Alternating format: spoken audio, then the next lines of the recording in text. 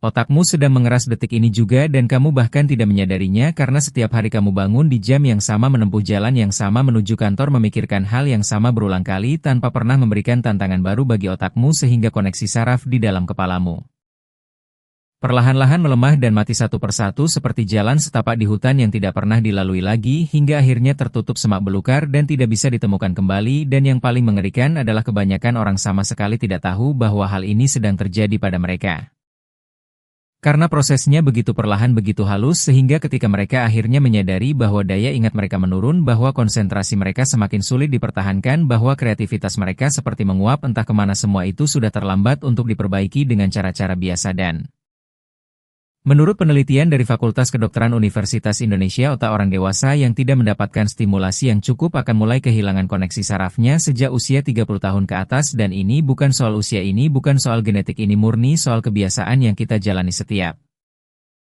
hari tanpa pernah mempertanyakannya dan hari ini saya akan membagikan metode yang telah dibuktikan oleh ilmu saraf modern untuk menghidupkan kembali otak yang sudah mulai mengeras metode yang digunakan oleh para eksekutif perusahaan besar di seluruh dunia untuk menjaga ketajaman berpikir mereka dan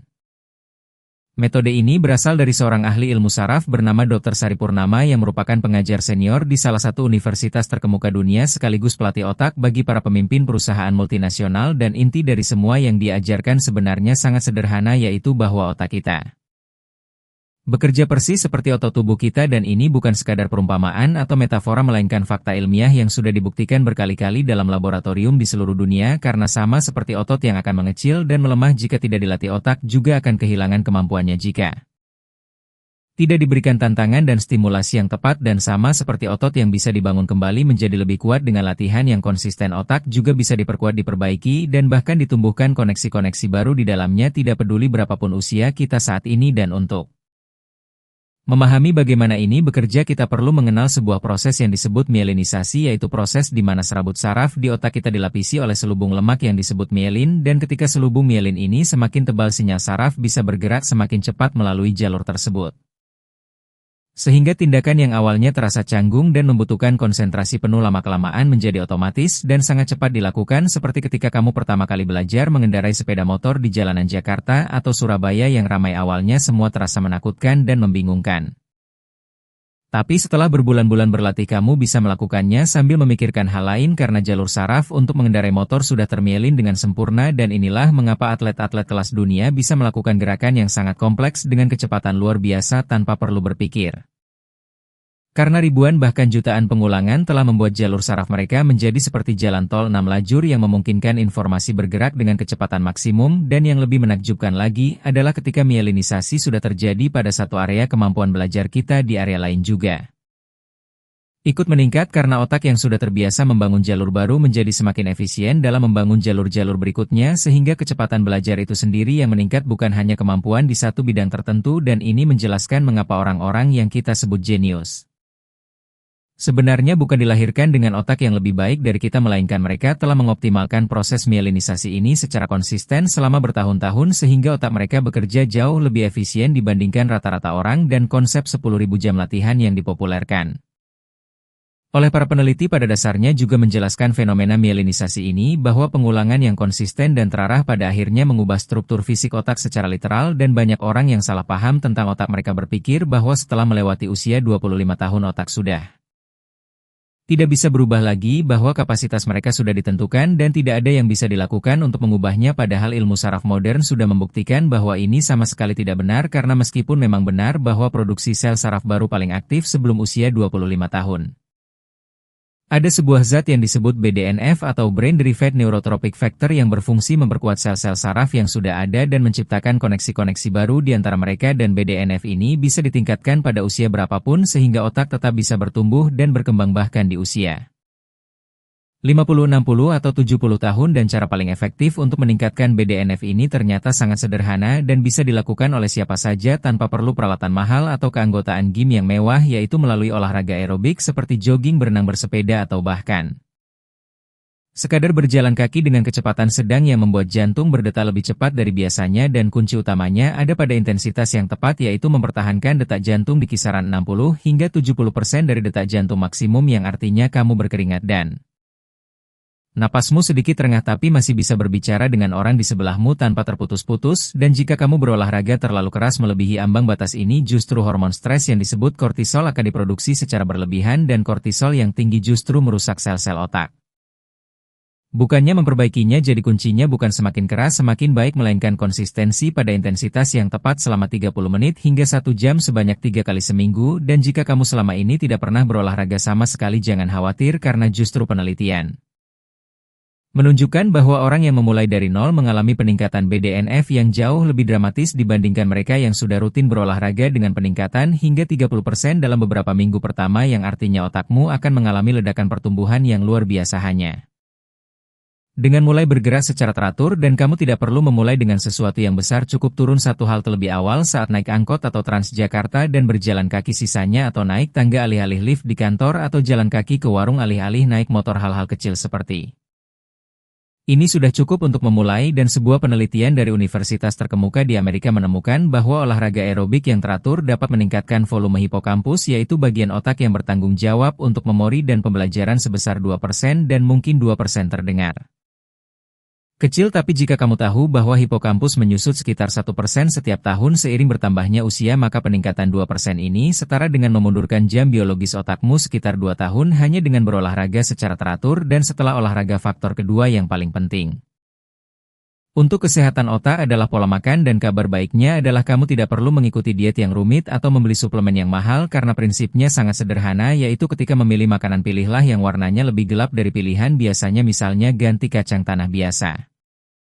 Dengan kacang hitam ganti stroberi dengan blueberry atau buah-buahan berwarna ungu gelap ganti coklat susu dengan coklat hitam karena makanan dengan warna gelap mengandung zat yang disebut antosianin yaitu antioksidan yang sangat kuat yang melindungi sel-sel otak dari kerusakan akibat oksidasi dan oksidasi pada sel otak itu ibarat karat pada besi yang perlahan-lahan menggerogoti struktur sel hingga fungsinya menurun dan ketika sel-sel otakmu teroksidasi kamu akan merasakan daya ingatmu menurun konsentrasimu semakin sulit dipertahankan emosimu lebih mudah meledak dan kemampuan berpikir jernihmu perlahan menghilang dan selain makanan berwarna gelap kopi yang berkualitas baik juga memberikan manfaat nyata bagi fungsi kognitif bukan karena kafeinnya saja yang memblokir reseptor adenosin sehingga kamu tetap terjaga melainkan juga karena kopi mengandung polifenol yang memiliki efek perlindungan saraf dan yang perlu diperhatikan adalah ini harus kopi yang benar-benar berkualitas bukan kopi instan sachet yang penuh gula dan pengawet melainkan kopi dari biji yang baik yang diseduh dengan benar dan Dr. Sari juga merekomendasikan untuk mengonsumsi setidaknya 30 jenis sayuran dan makanan nabati yang berbeda setiap minggunya karena keragaman makanan nabati ini sangat penting untuk kesehatan usus dan ilmu saraf modern telah menemukan bahwa usus dan otak terhubung langsung melalui saraf vagus sehingga kesehatan usus secara langsung mempengaruhi kesehatan otak dan inilah mengapa usus sering disebut sebagai otak kedua karena mikrobioma di dalam usus kita memproduksi neurotransmitter yang sama dengan yang diproduksi oleh otak termasuk serotonin yang mengatur suasana hati dan dopamin yang mengatur motivasi sehingga jika ususmu tidak sehat otakmu juga tidak akan berfungsi optimal dan asam lemak omega 3 juga tidak boleh diabaikan terutama DHA yang banyak terdapat dalam ikan-ikan berlemak seperti ikan tongkol, ikan kembung, ikan sarden, dan ikan salmon karena DHA adalah komponen utama membran sel saraf dan ketika membran sel saraf kaku sinyal saraf bergerak lambat tapi ketika membran sel saraf lentur dan fleksibel berkat asupan DHA yang cukup sinyal saraf bisa bergerak dengan kecepatan optimal dan sebuah meta-analisis yang diterbitkan pada tahun 2020 menemukan bahwa orang-orang yang mengonsumsi omega 3 secara cukup mengalami penurunan fungsi kognitif yang jauh lebih lambat dibandingkan mereka yang tidak dan rekomendasi praktisnya adalah makan ikan berlemak 2 hingga 3 kali seminggu atau jika kamu tidak suka ikan kamu bisa mendapatkan omega 3 dari sumber nabati seperti biji rami kenari atau chia seed dan sekarang kita bicara tentang tidur yang mungkin adalah faktor paling diremehkan dalam kesehatan otak karena kebanyakan orang menganggap tidur sebagai waktu yang terbuang padahal saat kita tidur otak melakukan proses pembersihan yang sangat vital melalui sistem yang disebut sistem limfatik di mana cairan cerebrospinal mengalir melalui jaringan otak dan membersihkan limbah-limbah metabolik yang menumpuk selama kita terjaga termasuk protein beta-amiloid yang jika terakumulasi akan membentuk plak yang terkait dengan penyakit Alzheimer dan sistem pembersihan ini hanya bekerja secara efektif ketika kita tidur cukup lama dan cukup dalam minimal 7 hingga 8 jam setiap malam dengan waktu tidur dan bangun yang konsisten dan yang mengejutkan adalah penelitian menunjukkan bahwa bahkan 1 malam saja kurang tidur sudah cukup untuk meningkatkan kadar protein beta-amiloid di otak secara signifikan. Yang artinya setiap malam kamu begadang, kamu secara literal sedang membiarkan sampah menumpuk di otakmu, dan banyak orang di Indonesia terutama anak muda yang bangga dengan budaya begadang menganggapnya sebagai tanda produktivitas atau dedikasi, padahal yang sebenarnya terjadi adalah mereka sedang merusak otak mereka sendiri secara perlahan. Dan untuk meningkatkan kualitas tidur ada beberapa hal praktis yang bisa dilakukan. Pertama, hindari layar smartphone setidaknya 1 hingga 2 jam sebelum tidur karena cahaya biru dari layar menghambat produksi melatonin, yaitu hormon yang mengatur siklus tidur. Kedua, jaga suhu kamar tidur di kisaran 18 hingga 20 derajat Celcius karena suhu yang terlalu panas terutama di iklim tropis seperti Indonesia membuat kualitas tidur menurun drastis. Gunakan kipas angin atau AC jika memungkinkan. Ketiga, hindari kafein setelah jam 2 atau 3 siang karena waktu paruh kafein adalah 5 hingga 6 jam, yang artinya jika kamu minum kopi jam 4 sore, setengah dari kafein itu masih ada di tubuhmu jam 10 malam. Dan keempat, usahakan tidur dan bangun di jam yang sama setiap hari termasuk akhir pekan karena kebiasaan tidur larut di akhir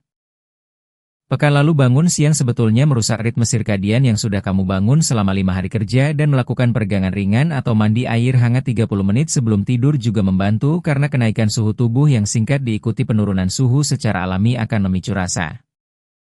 kantuk. Dan sekarang kita masuk ke faktor keempat, yaitu manajemen stres, karena stres kronis adalah pembunuh diam-diam bagi otak. Stres yang berkepanjangan menyebabkan hormon kortisol diproduksi terus-menerus, dan kortisol yang tinggi secara konsisten akan menyusutkan hipokampus secara fisik, bukan kiasan, bukan metafora, tapi benar-benar menyusut secara terukur. Dan sebuah penelitian dari universitas ternama di Amerika menemukan bahwa orang-orang yang terpapar stres kronis dalam jangka panjang memiliki hipokampus yang secara signifikan lebih kecil dibandingkan orang-orang yang stresnya terkelola dengan baik. Dan di Indonesia, di mana tekanan ekonomi, kemacetan lalu lintas, tuntutan sosial, dan budaya kerja yang tidak sehat seringkali menciptakan tingkat stres yang sangat tinggi, mengelola stres bukan lagi pilihan melainkan keharusan jika kita ingin menjaga otak kita tetap sehat. Dan salah satu teknik paling sederhana namun sangat efektif adalah teknik pernapasan kotak, yaitu menarik napas selama 4 detik, menahan napas selama 4 detik, mengeluarkan napas selama 4 detik, dan menahan kosong selama 4 detik. Dan siklus ini diulang beberapa kali, dan teknik ini bekerja dengan mengaktifkan sistem saraf parasimpatik yang menurunkan detak jantung dan kadar kortisol dalam waktu kurang dari 3 menit. Dan ini bukan teknik meditasi spiritual atau mistis, melainkan mekanisme fisiologis yang sudah dibuktikan secara ilmiah dan bisa dilakukan oleh siapa saja di mana saja, bahkan di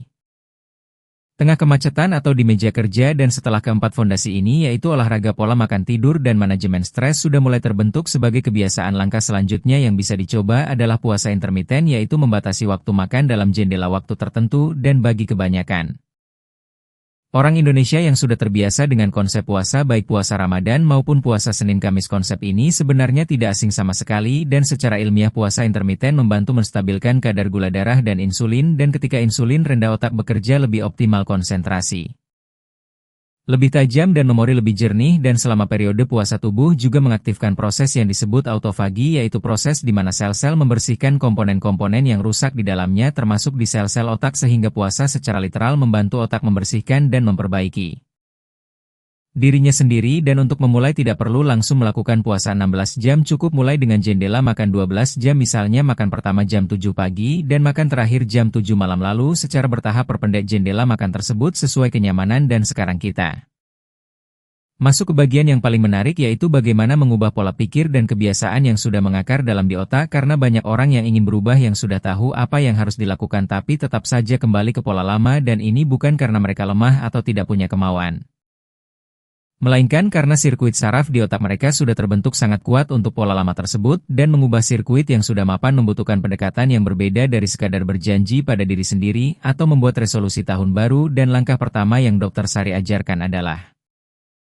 mengenali pola, yaitu mengidentifikasi dengan tepat di situasi apa kamu selalu gagal atau menyerah di momen apa, konsentrasimu selalu buyar di kondisi emosional apa, kamu selalu membuat keputusan buruk. Dan mengenali pola ini dengan spesifik sudah merupakan 50% dari perubahan, karena kamu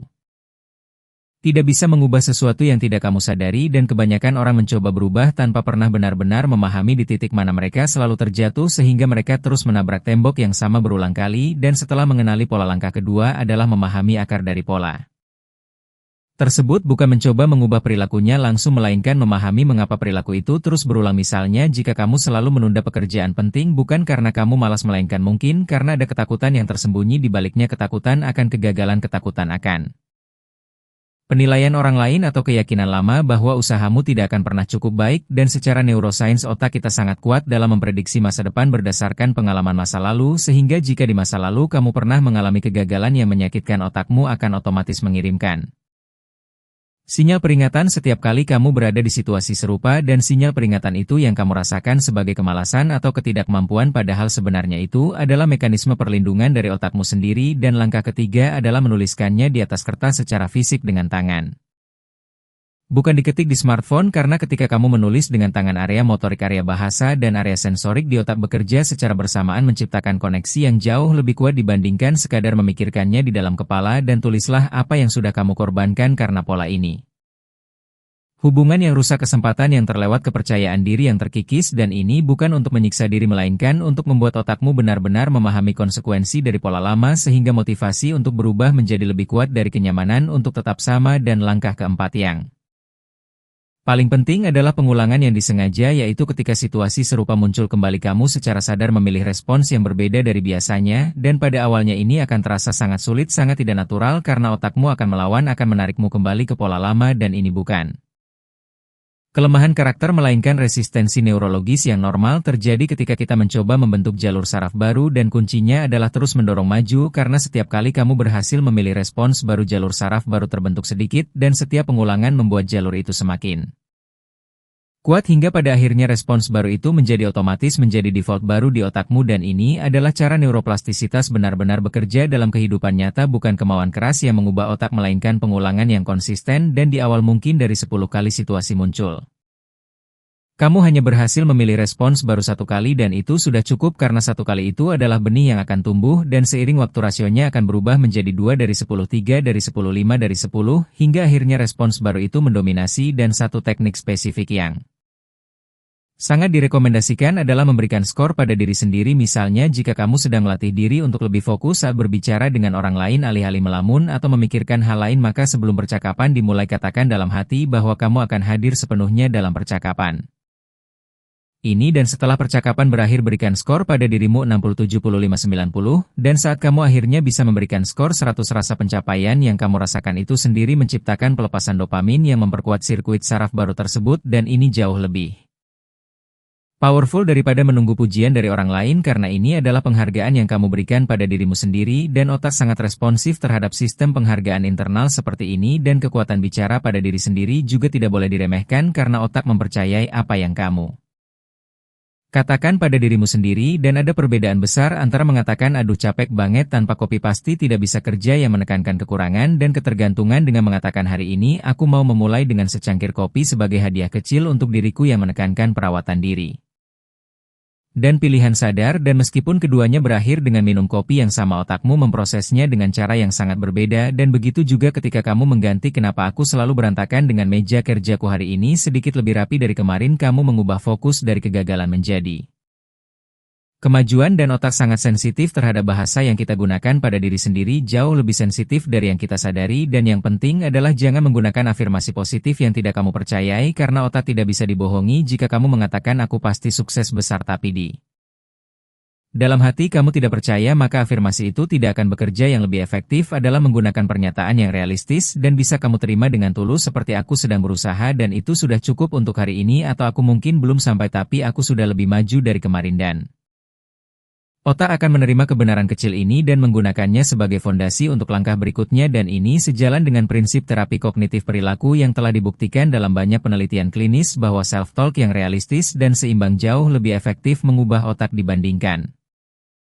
afirmasi positif yang berlebihan. Dan lalu berapa lama semua ini butuh waktu untuk menunjukkan hasil, dan jawabannya adalah perubahan di tingkat neurobiologi sebenarnya dimulai sangat cepat. BDNF sudah meningkat dalam minggu pertama olahraga teratur, tapi untuk merasakan perubahan nyata dalam kehidupan sehari-hari dalam bentuk memori yang lebih tajam, konsentrasi yang lebih kuat, dan emosi yang lebih stabil biasanya dibutuhkan 4 hingga 8 minggu. Dan masalahnya adalah kebanyakan orang menyerah di minggu kedua karena mereka belum merasakan apa-apa padahal otaknya sudah berubah. Hanya saja perubahan itu belum cukup besar untuk dirasakan secara sadar, dan ini adalah jebakan paling umum yang membuat orang gagal dalam mengoptimalkan otak mereka. Dan koneksi sosial juga memiliki pengaruh yang sangat besar terhadap kesehatan otak. Sebuah penelitian yang telah berjalan lebih dari 80 Tahun menemukan bahwa faktor paling konsisten yang menjaga fungsi kognitif tetap tajam hingga usia tua adalah kualitas hubungan sosial yang dimiliki seseorang dan isolasi serta kesepian memiliki efek yang sama merusaknya dengan stres kronis terhadap hipokampus sehingga menghabiskan waktu untuk percakapan yang bermakna dengan orang-orang yang kamu sayangi bukan sekadar basa-basi di media sosial melainkan percakapan mendalam yang melibatkan emosi ide dan kerentanan itu sendiri adalah latihan otak yang sangat efektif karena percakapan semacam itu mengaktifkan korteks prefrontal yang bertanggung jawab untuk pemikiran tingkat tinggi dan kurangi waktu scrolling sendirian di media sosial dan perbanyak waktu bertatap muka dengan orang-orang nyata di sekitarmu dan belajar hal-hal baru juga sangat penting karena otak tidak tumbuh saat melakukan hal-hal yang sudah dikuasai melainkan saat menghadapi tantangan baru yang sedikit di luar zona nyaman belajar bahasa baru belajar memainkan alat musik mencoba resep masakan yang belum pernah dicoba atau sekadar mengambil rute berbeda saat pulang kerja semua ini memberikan stimulus yang dibutuhkan otak untuk terus membangun koneksi baru. Dan yang penting bukanlah menjadi ahli di bidang baru tersebut melainkan proses perjuangan saat masih belum mahir itulah yang sebenarnya menumbuhkan otak jadi jangan takut membuat kesalahan karena dari perspektif ilmu saraf setiap kesalahan adalah momen di mana jalur saraf baru sedang terbentuk dan hubungan dengan perangkat digital juga perlu diperhatikan dengan serius karena setiap kali notifikasi smartphone berbunyi dan memecah konsentrasimu penelitian menunjukkan bahwa dibutuhkan rata-rata 23 menit untuk kembali ke tingkat fokus yang sama dan jika kamu menerima puluhan notifikasi setiap hari secara teoritis kamu hampir tidak pernah benar-benar fokus sepenuhnya pada apapun dan keadaan fokus mendalam atau yang disebut flow state adalah kondisi di mana neuroplastisitas otak bekerja paling maksimal dan untuk masuk ke kondisi itu dibutuhkan minimal 20 hingga 30 menit konsentrasi tanpa gangguan yang artinya selama kamu bekerja atau belajar letakkan smartphone di ruangan lain matikan semua notifikasi dan gunakan mode fokus dan menghabiskan waktu di alam juga memiliki dampak yang sangat kuat pada otak penelitian menunjukkan bahwa berjalan di alam selama 90 menit secara signifikan mengurangi kecenderungan overthinking dan pikiran negatif yang berulang dan ini terjadi karena alam menenangkan amigdala yang merupakan pusat ketakutan dan kecemasan di otak dan bagi kita yang tinggal di kota-kota besar di Indonesia luangkan waktu di akhir pekan untuk pergi ke taman ke pegunungan ke pantai atau sekadar ke area hijau terdekat dan biarkan otakmu beristirahat dari stimulasi berlebihan yang diterima sepanjang minggu dan terakhir yang ingin saya sampaikan adalah tentang perfeksionisme yang justru menjadi musuh terbesar dalam proses perubahan otak karena banyak orang yang begitu mereka melewatkan satu hari olahraga atau makan makanan tidak sehat atau begadang satu malam langsung merasa gagal dan menyerah padahal satu hari yang terlewat tidak akan menghancurkan jalur saraf yang sudah mulai terbentuk tapi menyerah sepenuhnya akan menghancurkannya dan yang penting bukan memiliki hari yang sempurna setiap hari melainkan tidak pernah menyerah meskipun hari ini tidak berjalan sesuai rencana dan besok selalu ada kesempatan baru untuk memulai lagi dan otak tidak rusak oleh satu kegagalan tapi otak rusak oleh penyerahan total jadi. Pada akhirnya mengubah otak bukanlah sesuatu yang membutuhkan tekad baja atau kemauan yang luar biasa melainkan hanya membutuhkan tindakan kecil yang konsisten berjalan 30 menit setiap hari memilih makanan yang lebih gelap warnanya menjaga jam tidur tetap teratur bernapas dalam-dalam saat stres menuliskan pola-polamu di atas kertas dan terus memilih respons baru meskipun terasa sulit dan semua tindakan kecil ini ketika dilakukan secara konsisten akan mengubah struktur fisik otakmu secara literal dan satu-satunya hal yang tidak bisa kita ubah adalah genetik dan masa lalu tapi otak.